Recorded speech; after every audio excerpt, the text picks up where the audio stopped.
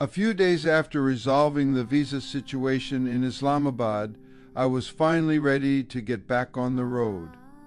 This time everything was clear. No confusion, no uncertainty, just a new visa and a fresh start. On June 28, 2025, I left Islamabad and headed north toward Balakot.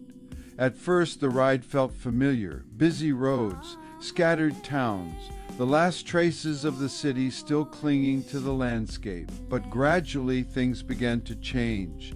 The road narrowed, the air felt fresher, and the land began to rise. Soon the plains gave way to rolling green hills, not dramatic at first, but alive, covered in trees, dotted with homes shaped by the daily lives of the people who live here.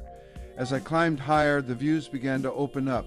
Looking out across the valleys, you could see entire communities spread across the hillsides, roads carved into the mountains connecting one village to another. This is one of the things that strikes you immediately in northern Pakistan. These mountains are not empty, they're lived in. Every slope tells a story. The road continued to wind its way upward, curve after curve, each one revealing a slightly different view.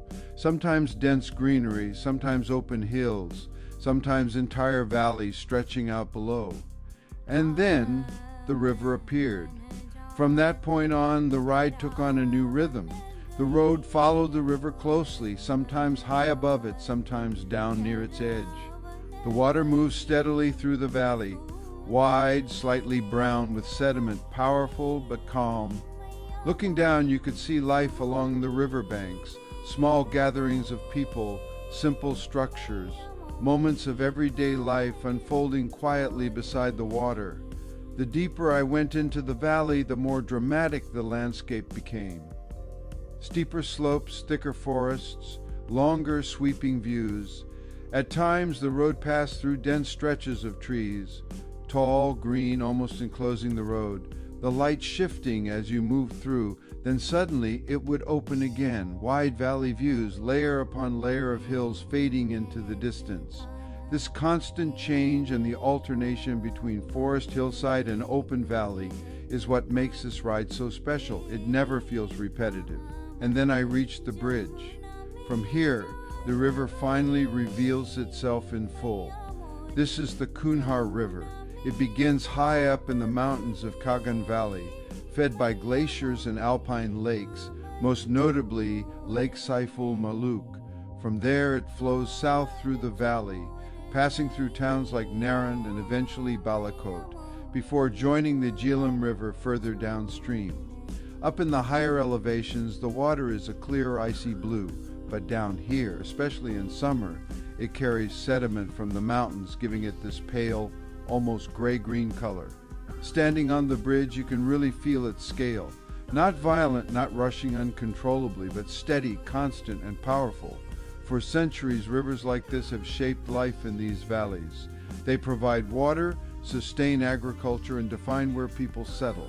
At the same time, they can also be unpredictable. In 2005, this entire region, including Balakot, was devastated by a massive earthquake.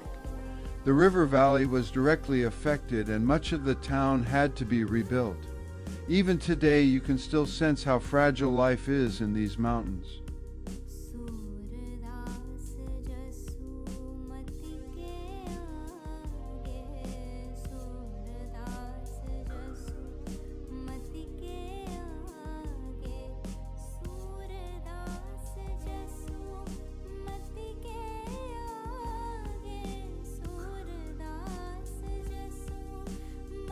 By the time I reached Balakot, the pace of the day had completely shifted.